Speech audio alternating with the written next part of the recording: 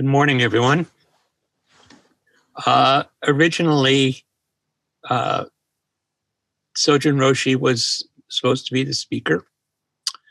And since he has a rather large ceremony to take part in this afternoon, he's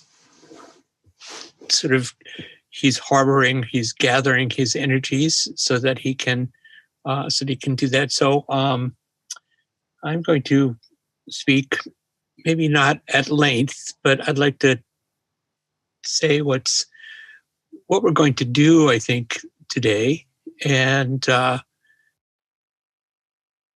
some degree what that means to me, and and to ask what that means to you.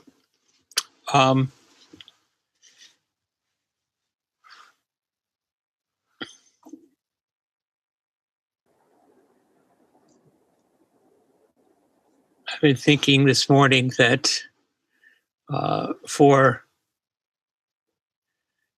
almost 60 years, I've been playing what you might call mountain music,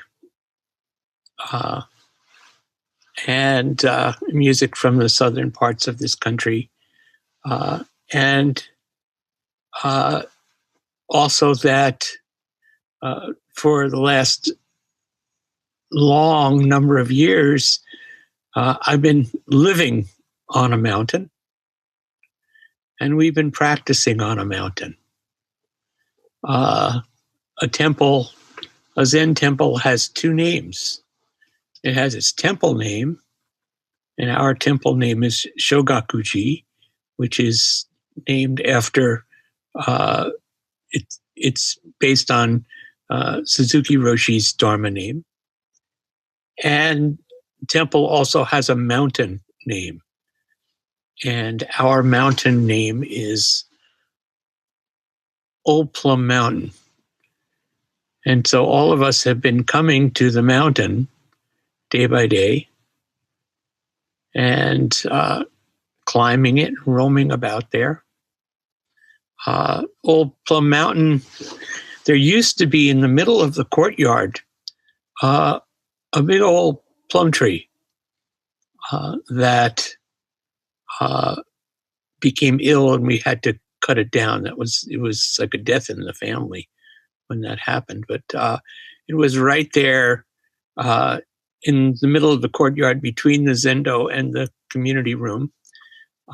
And every late winter it flowered, and then it bore fruit, and it bore a lot of fruit, and left and deposited these sticky and delicious fruit all over the courtyard, and made a lot of work for us to clean it up, but it was really good work. So we live on Old Plum Mountain. And Sojun Roshi, in 1984, he ascended the mountain. He had what is called a mountain seat ceremony. And they built a little platform in the zendo, and he symbolically climbs up in the mountain and is installed as the abbot. And some of you were at that ceremony all those years ago. And today, at 3:00, he is going formally to descend that mountain. He's going to step down from that place, except for the fact that you could say there is no mountain, there is no stepping up, and there is no stepping down. That is a perspective that I think it helps us to consider. So it put me in mind of a song and a koan. Maybe some of you remember from the 60s, if you're that old, the Donovan song, First There Is a Mountain, First there is a mountain, then there is no mountain, then there is. The caterpillar sheds its skin to find a butterfly within. First there is a mountain, then there is no mountain, then there is. I didn't realize it, but what Donovan, who was actually a Buddhist practitioner, he was quoting a famous verse from the ninth century Tang Dynasty Zen master Qinyuan Ishin. And Qinyuan wrote, Qinyuan Weishin, sorry. 30 years ago, before I practiced Zen, I saw that mountains are mountains and rivers are rivers. However, after having achieved some intimate knowledge and gotten a little way in, I saw that mountains are not mountains and rivers are not rivers. But now that I have found rest, as before, I see mountains as mountains and rivers as rivers. So it's maybe as before, or maybe there's a different view that he has. And one wonders, maybe we should ask Sojun directly how it is that he sees mountains as mountains and rivers are as rivers, and how he sees this mountain, how he sees the mountain that he has been invited to climb, and where he has prowled around for 35, 36 years. And as he symbolically descends from that mountain, is there any difference?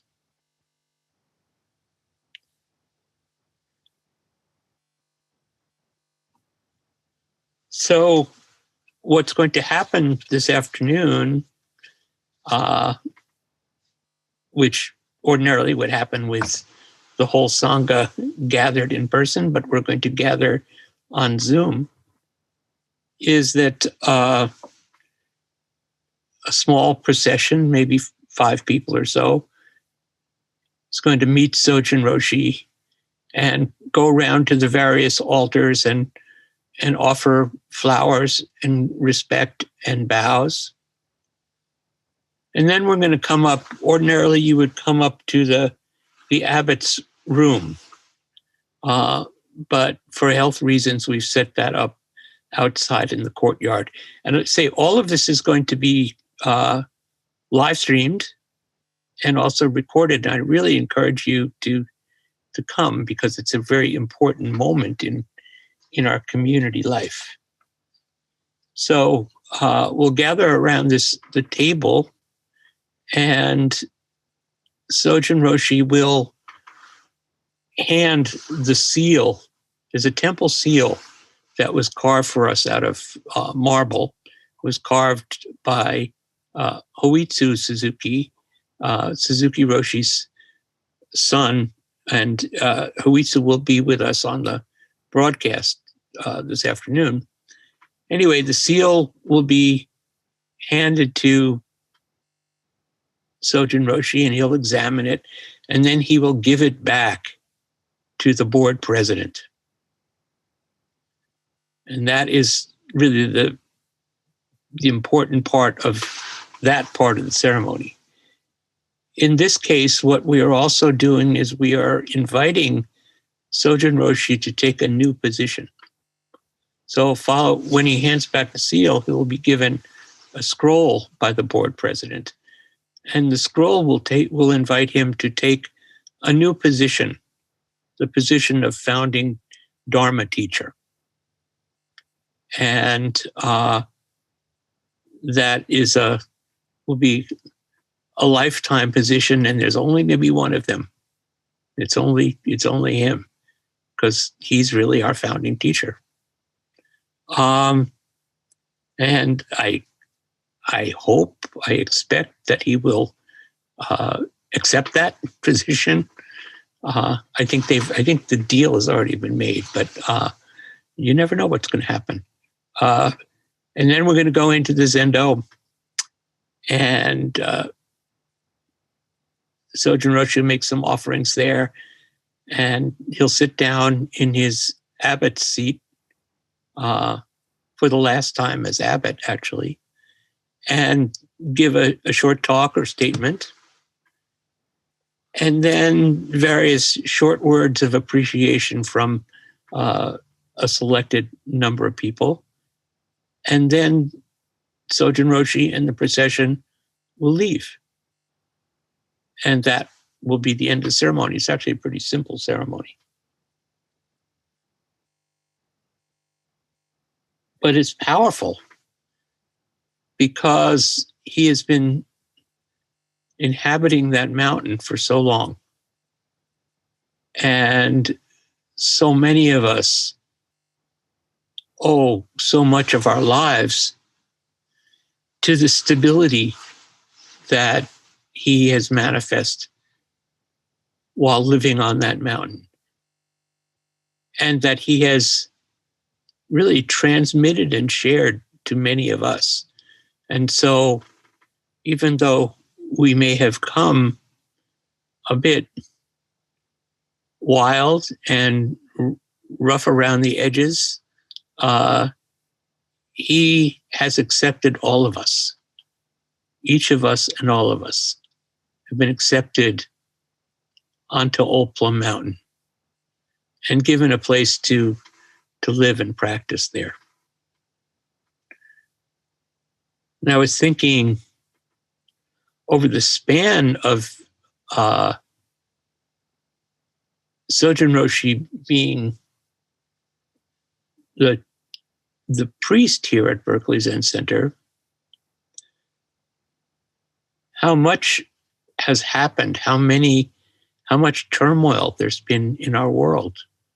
You know, Berkeley Zen Center was founded in the midst of the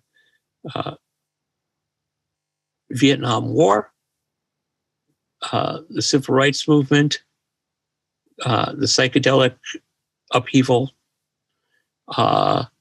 We've gone through 2 wars in the Gulf. We've gone through I don't know how many presidents. We have seen turmoil. We've seen murders in our neighborhood, even in our Sangha. We have lived now with the pandemic for 9 months. And all of that has happened while we were living on this mountain and while we were taking guidance from Sojun Roshi.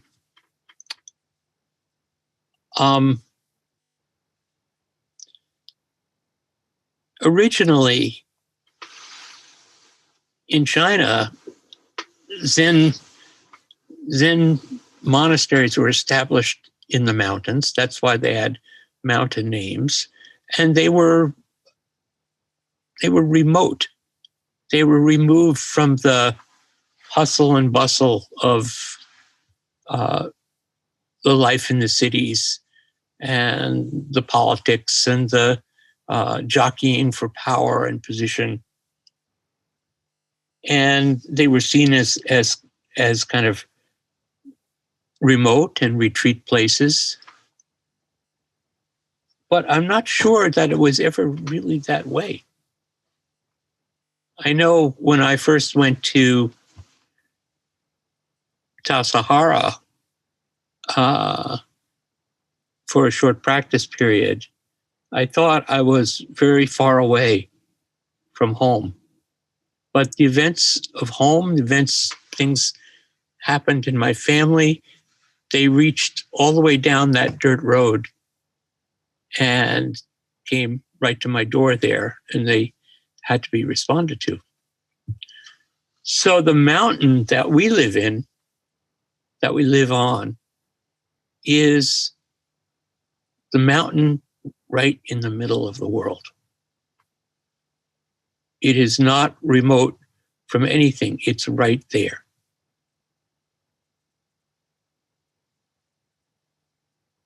And this, I think, is very important to remember. And I think that this is part of the essence of our family style and of what Sojun Roshi had in mind. He just wanted to. When he moved to Dwight Way, he just at his teacher's request, he just set up a place to sit and said, "I'm just going to show up there and sit, and anybody who wants to sit can join me." And that's what we've been doing for more than 50 years now. And we've done it in the midst of turmoil, in the midst of great loss, in the midst of grief, in the midst of also of children being born and growing up, in the midst of the whole catastrophe. We have been on this mountain, and the mountain is not remote in any way. And this was his vision. He didn't see a place that was somehow a cloistered retreat.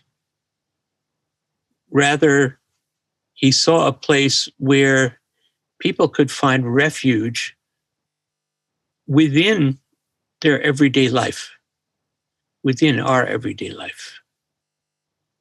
And that's quite unique. I can only think of a few places that have created the steadiness and intensity and in depth of the program that we have at Berkeley Zen Center, while not really being a monastery, but really being a lay practice, a practice for people who have jobs and families, who grow older together, who have medical problems, and so forth. And this is what Sojun Roshi has transmitted to us over all these years. He and I were talking in his office the other day. He's working with Ron, Nestor, and Kika, Elaine, on a book of his talks.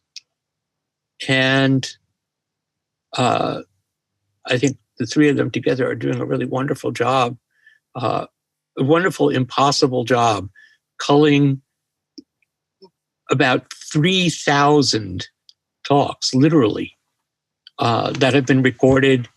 Some have been transcribed. A lot of them haven't been transcribed. And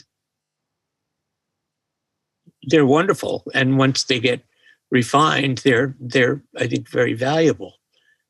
But we were talking because I was supposed to write something for this book. And so there's, by way of introduction, there's kind of introduction to the Dharma that's contained in the talks. And perhaps there's an introduction to his life.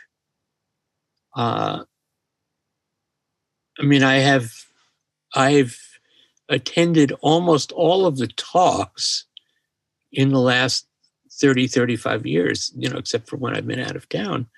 And this is very precious to me, but the true teaching has just been to hang out on the mountain and watch how Sojun practices, how he interacts with people, and the spirit that he tries to convey to us, who sometimes are a bit thick-headed and resistant, but he doesn't give that up.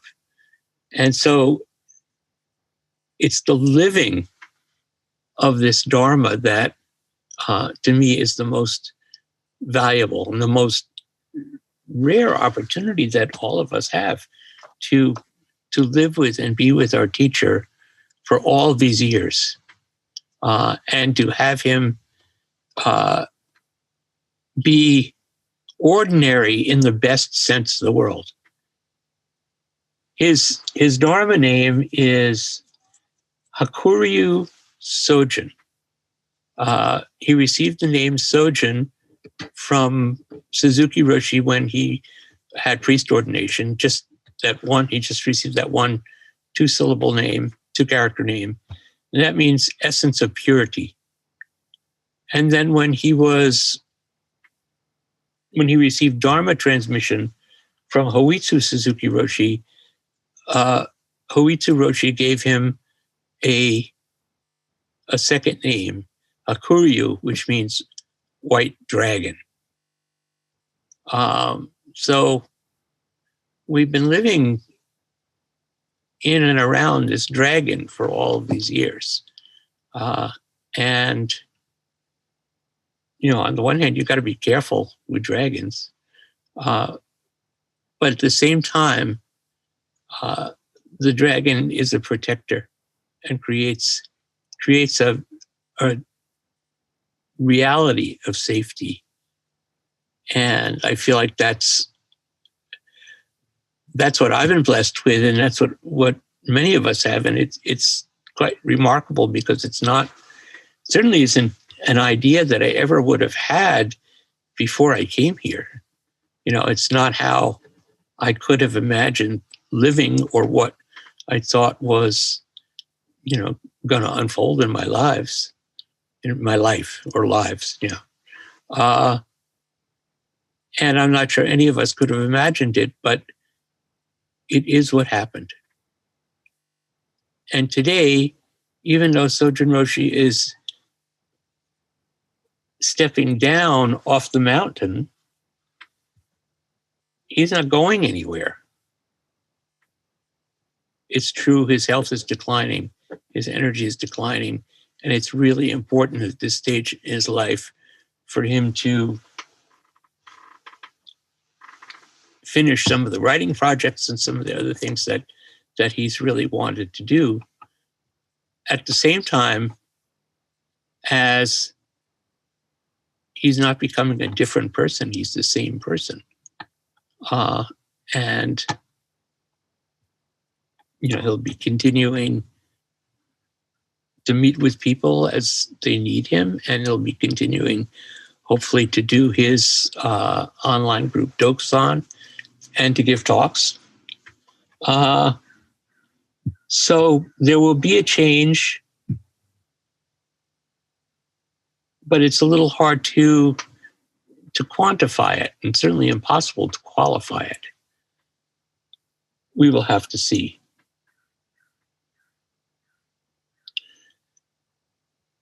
I feel like I should say something about how I feel in this. And to be honest with you, I don't exactly know. I feel like for the last number of months, like all of you, have just been taking things step by step. And more than ever in my life, that seems the way to do it. I'm not making any plans. I'm not planning to go anywhere. I'm just sort of taking it step by step here at home. I think the idea is that at some point in before the end of the year, the board will offer me the opportunity to climb the mountain, and probably I'll do that. But I don't know what that means. I don't know how that's going to be. How will it be different from what I've been practicing? And it's not that I have anxiety about that. It's just, I truly don't know. And in the last couple of weeks, I've not even been thinking about it. I'm really focused on how gracefully we can manage the transition today. How deeply we can honor Sojun Roshi, that we can celebrate him and also feel our own grief. And I think I'm sort of included in that with all of you.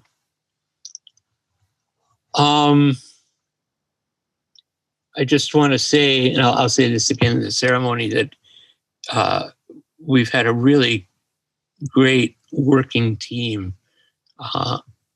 pulling the ceremony together, which is the whole thing is much more technically complicated than anything that we've done before.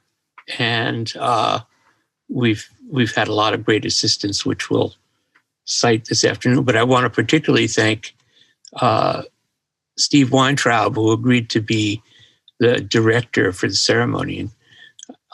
Many of you may not know Steve. Steve is a transmitted disciple of Sojun Roshi's. He lives at Green Gulch Farm. He was a student of Suzuki Roshi's from about 1968, and just a very even-tempered, smart, kind, steady person. And he has really communicated a sense of confidence and ease to all of us, even in circumstances that are a little chaotic.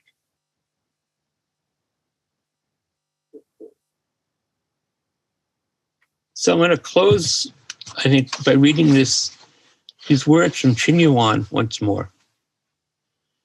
And maybe you have some reflection on this. 30 years ago, before I practiced Zen, I saw that mountains are mountains and rivers are rivers. However, after having achieved some knowledge and having gotten a little ways in, I saw that mountains are not mountains and rivers are not rivers. But now that I have found rest, just as before, I see mountains as mountains and rivers as rivers.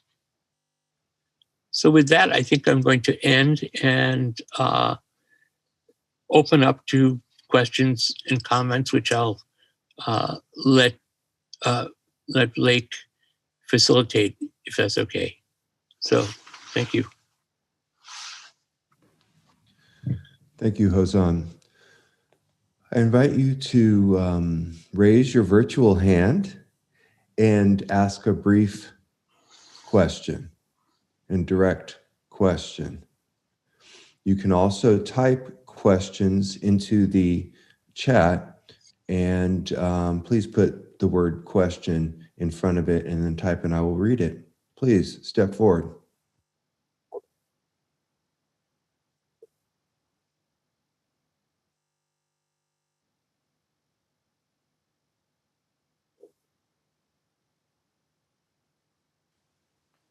See Raghav.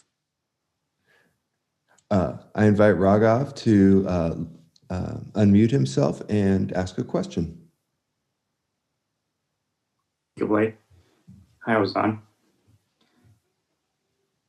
If you know it'll be a problem, if you don't know it'll be a problem, what are you going to do?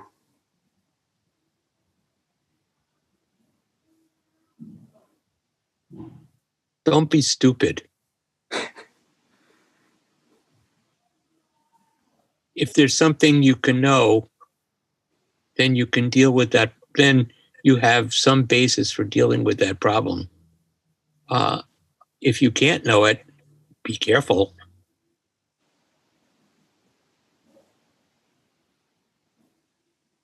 But just to say, there's a lot of teachings about not knowing, and we sort of put it up on a pedestal. And I've gotten into arguments with some people who are particularly, emphasize that side of not knowing. And I really think that not knowing doesn't mean knowing nothing. Not knowing doesn't mean not to avail yourself of information that you can. Not knowing just means I don't know how this is going to work out.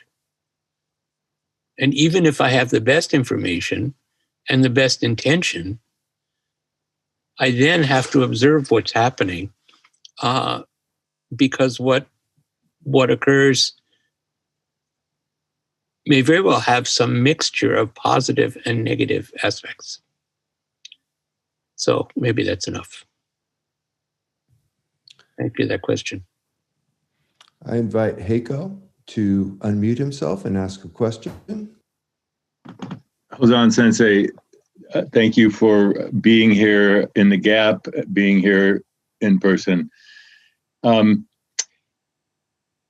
question is this not knowing thing exactly, and here you are looking at mountains and anticipating perhaps the flow of rivers, yet you're saying, I'm not sure, what's going to happen on Thursday or whatever day it is that your mountain seat ascension may be. I have a feeling that it's pretty certain, and I wonder if you could put your foot down on really how you feel with the certain uncertainty, with the known unknown, if there's anything of that going on even for you. Well, thank you. I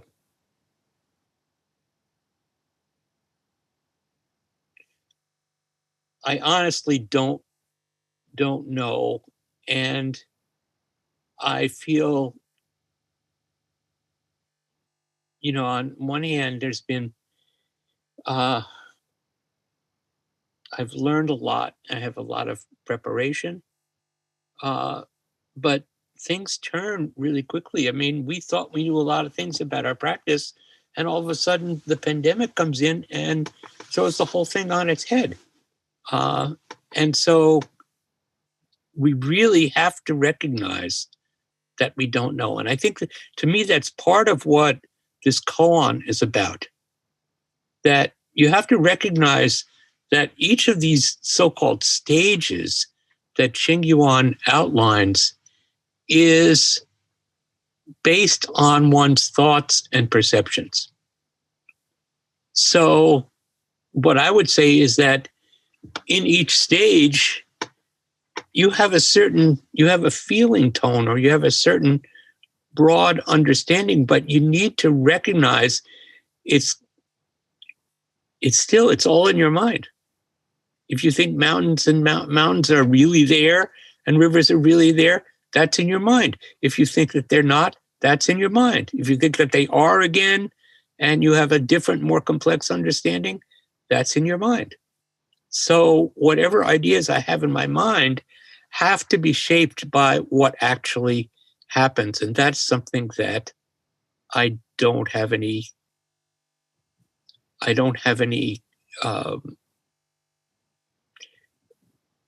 necessarily have a lot of power over. But what I do think about our practice is that our practice is designed to allow us to build the capacity for uncertainty. To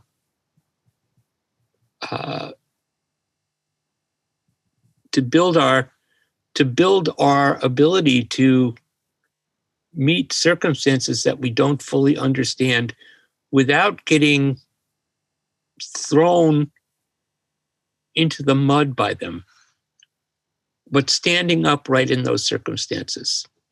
And that's what I say, that's what I intend to do. And I feel like that has been the thrust of Sojun Roshi's teaching for all of us. And I also know that sometimes we'll stand up and sometimes we'll fall down. But as I said before, what's really important when you fall down is get up. Suzuki Roshi says, stand up by the ground. If you've fallen on the ground, you use your hands to lift yourself back up onto your feet.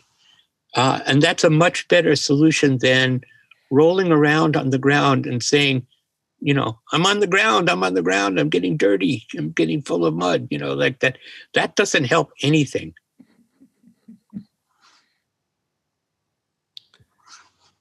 Of course, there's always another side.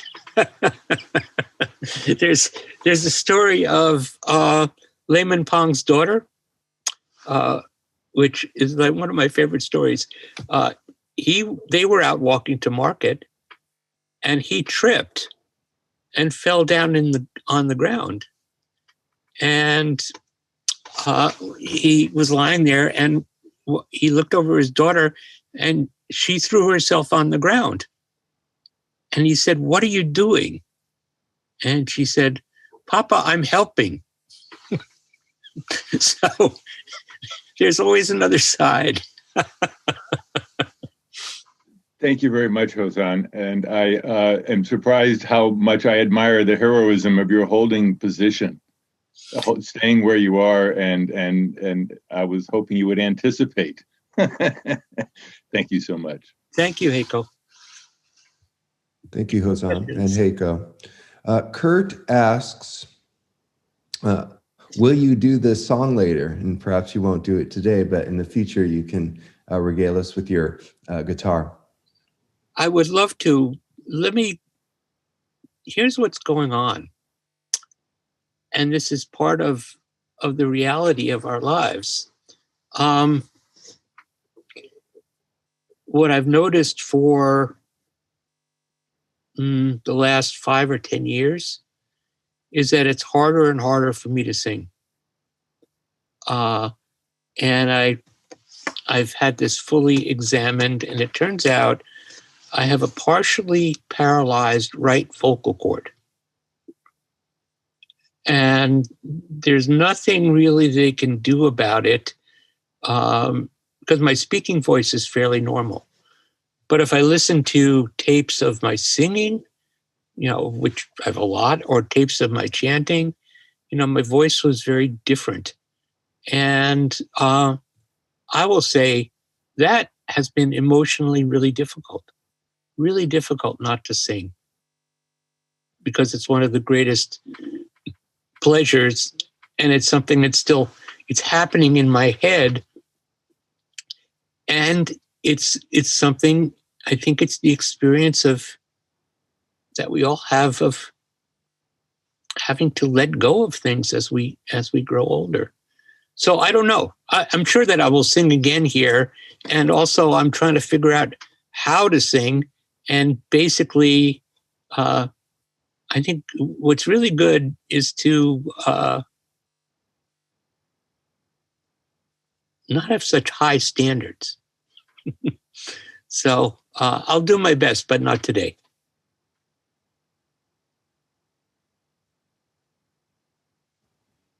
See it, Dick? I invite Dick to unmute himself and ask a question. Hello. Hang on.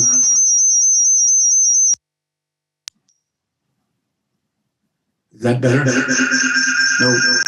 It sounds like there's 2 devices going on in your place, like a phone and a computer, or 2 computers. One of them has to be off. Yes, so you might want to go ahead and turn the volume that you hear from your computer off. Okay. Ask the question, and then... Is that better? Perfect. Can you hear me now? Now I've got to... Yeah. That's I'll come back to this. I've got to figure the rest out. I'll be right back. okay.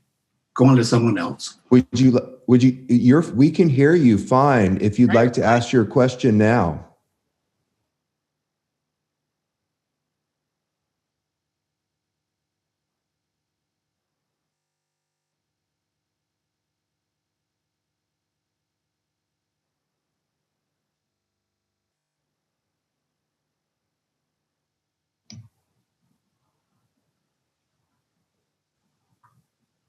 Megan Collins. Thank you for your help in the chats. Megan Collins, I invite you to unmute yourself and ask a question.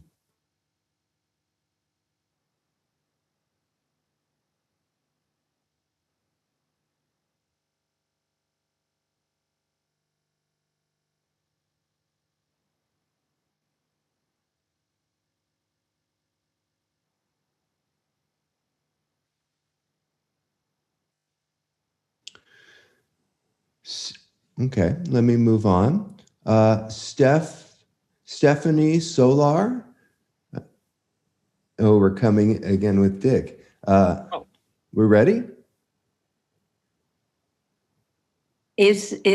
Am I being heard now? Yes. Now we've got Megan. Now we have a bunch of people, and this is wonderful. It's wonderful.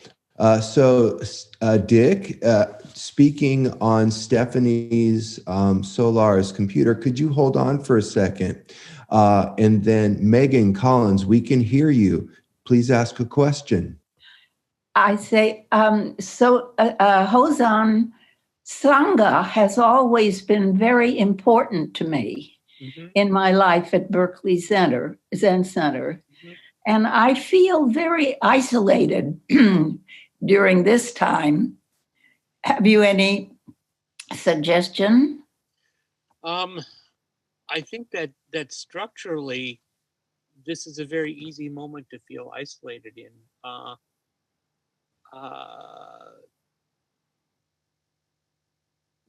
think that one thing that you could do or we could do would be to have a small group that meets with you online. That's the best that we can do, and it's hard because you feel isolated. We feel that you are completely part of the Sangha, but that's not necessarily what's supportive to you. What do you think would work?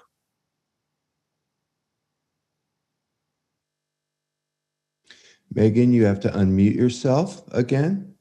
This is good, what we're doing now. Yeah. Well, I would invite you, I'm having some teas with people. Certainly you can come to those and to Sojin's Open Dokusan, and, an opportunity just to be with people. You're completely welcome there for sure. Okay, thank you. You're welcome. So let me again invite Dick through Stephanie Solar's computer. Please unmute yourself and ask a question.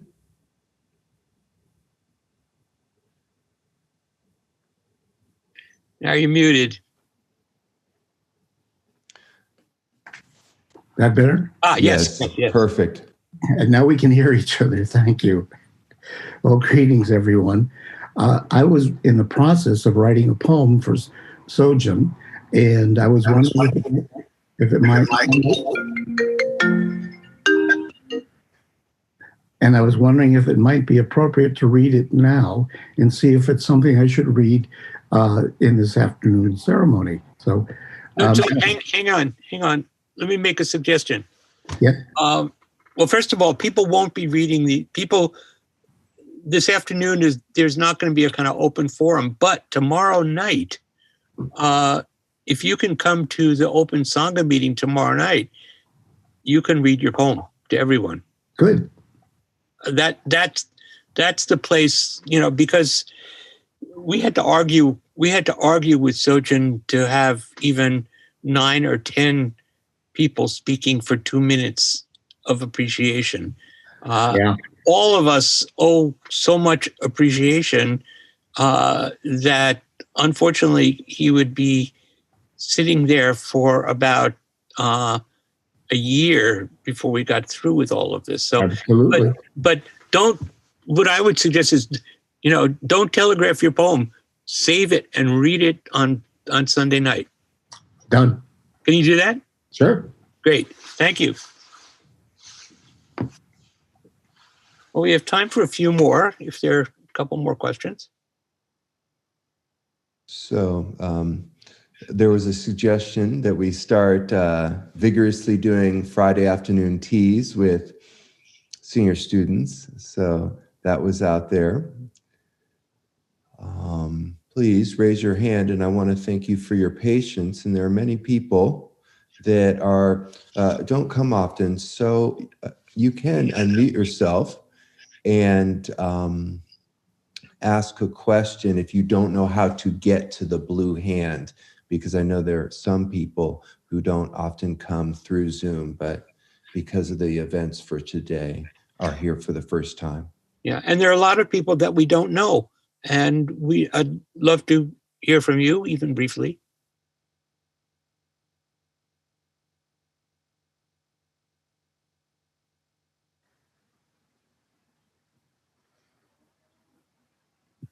Hozan, hi, my name is Sean.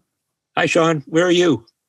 I'm in Berkeley, probably about 3 blocks from you, probably. Okay. I'm just up on Wheeler. Uh-huh. I just wanted to suggest, you mentioned something about your vocal cord, and there's a guy by the name of Raz Kennedy. I know him. You do? Okay. I had a lesson with him. Yeah. Oh man, and he messed your vocal cords up, huh? No. He did not mess. No, he didn't. He was great, but yeah. I mean, it's a complicated discussion, but he is an incredible vocal coach. Yes. Yeah, and that I was just going to suggest he may know something about the frozen vocal cord. Sure. We talked about it. Yeah. Okay. Great. Thank you. Good. Great. All right. Yeah. Thanks. I invite Kabir to unmute himself and ask a question.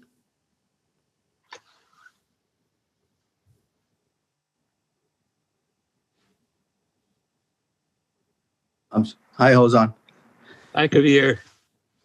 Well, just want to say thank you so much again. As always, great talk.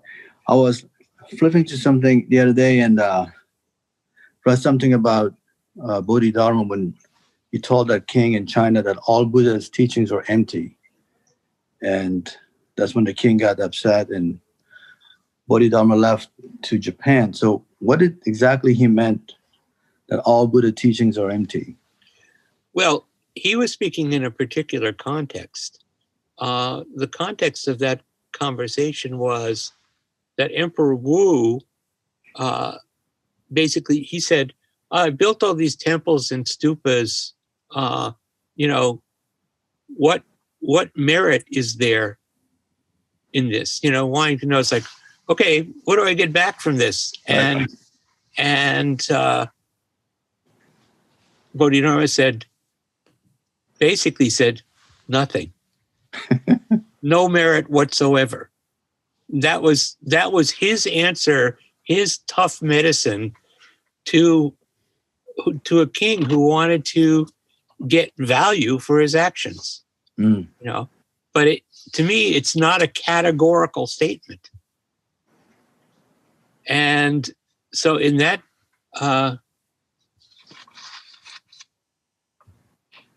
there's a number of different versions of that story, but they're all pretty much the same. And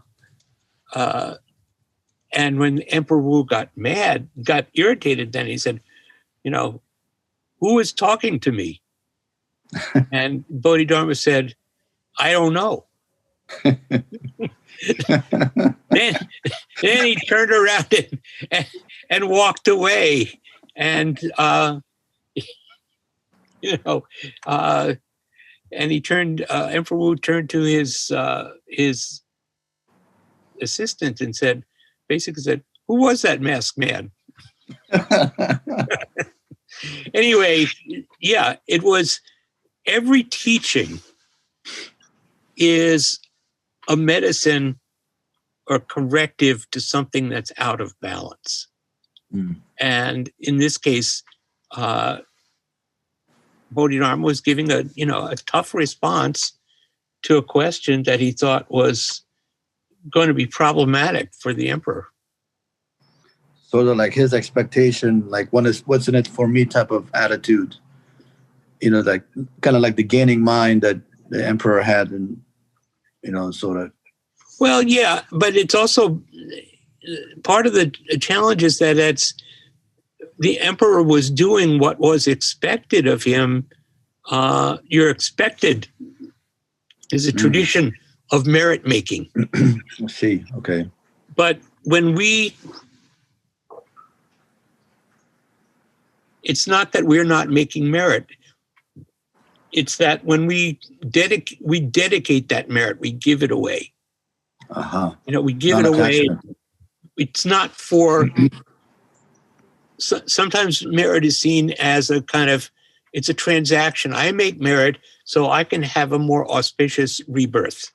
But in Mahayana, we make merit and we give it away for the well-being of all life. And I think that's what Bodhidharma was teaching. Oh, perfect. Thank you. Thank you. Thank you very much. Perhaps a couple more questions. Yeah, two First, Elizabeth Horowitz, did you have a question? Somebody indicated that you did. I invite you to unmute yourself. I think it was Elizabeth or Elizabeth HORR? No, I don't have a question. Oh, okay. Does it say Elizabeth Horowitz's iPad? Because that's where Mel is on. Yes. Raghav seemed to, maybe there are two Elizabeth. There are. There's me and there's Mel. We're on different devices. Hold on. Let me go and see if Mel wanted to say something. Blake, if I may. Yes. Elizabeth ORR. She's raising her hand in the screen. Okay. Different Elizabeth. Let's hear from her. Yes. Please. Okay. Thank you, Hozan, and thank you, everyone. Where are you, by the way? I am in Los Gatos. I am a student of Shinchu Roberts. Oh, great. And Jaku. I received the precepts from Shinchu about 3 years ago. And in addition to studying with them, I've enjoyed so many of your talks, your podcasts, and Sojin Roshi's podcasts, and have become very heartfelt and close to you all. And it's kind of strange since this is the first time I've seen you in person, but today is such an auspicious day. I wanted just to express my gratitude and joy for being here. Thank you. Thank you. And just to say that your teachers are my good friends, and they were inspirational to me in actually deciding to become a priest when we practiced together at Tassajara in 1988. Wonderful. And I'm always in close contact with them. So thank you. Thank you. One more thing. I'm very interested in the open Dokusan nights and as well as teas. Could you tell me a little more about that, please? Yeah, I will write you. I think it's on the BZC website. And I think that let me just see if I'm looking in the chat. Yes. In the chat, I've just posted the announcements, and you can take a look at the chat, and the person to contact to sign up for the Dokusan, his email is in there. Okay. Can you put Hannah's email to sign up for the teas? If somebody else who knows that If email, somebody could do that while I'm talking, that would be great. Yes, or just Hannah Miera is the contact for my teas. Yes, or chat me and I will chat everybody. So there was one more hand, maybe. Yes, Andrea Thatch. Please unmute yourself and ask a question. Oh, thank you, Blake. And thank you, Hozan. I actually took my hand down, but I'll take the opportunity to circle back around and thank you. Not seeing Hozan's picture, and I would like to here as I exchange with him, but I want to thank you very much for your talk and for setting the scene for the ceremony this afternoon. I was very moved as you were talking. I was surprised. I was caught off guard by the emotion as you described the walking around from altar to altar. Mm-hmm. And it evoked for me the numbers of times over the last decades we've walked around as a sangha from altar to altar to begin a practice period. Mm-hmm. And in smaller groups for Jukai, so many people who are here on this Zoom conference, for each of the priest ordinations, and maybe most powerfully for those of us who've been Shuso in preparation for the Shuso ceremonies. And as I was thinking about the strength of the emotion, there was some grief about this change. But I also recognize that there's the kind of mysterious elements of the ceremonial space and the ritual that we're about to undergo as a group this afternoon creates the possibility of something quite extraordinary in that change. We think we know what's going to happen, but we really have no idea. And I'm very much appreciating the opportunity to open to that with everyone here in the context of your skillful talk, and also together in the ritual this afternoon, that in the power of the ceremony, something will happen and we don't exactly know what that is. Right. That's exactly right. There's something about the ritual space that allows an opening. You know, it allows us to, the ritual, as part of a ritual, one always has to cross a threshold. And I would just encourage all of us to be aware and be responsive to whatever it is that we feel.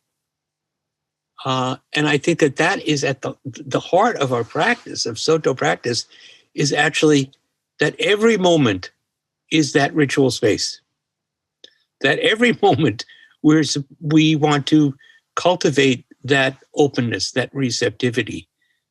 And we learn this by actually doing the practice of ritual. And then gradually it suffuses through our life. So just surprising things will come up this afternoon. And I hope we can all just really feel them completely.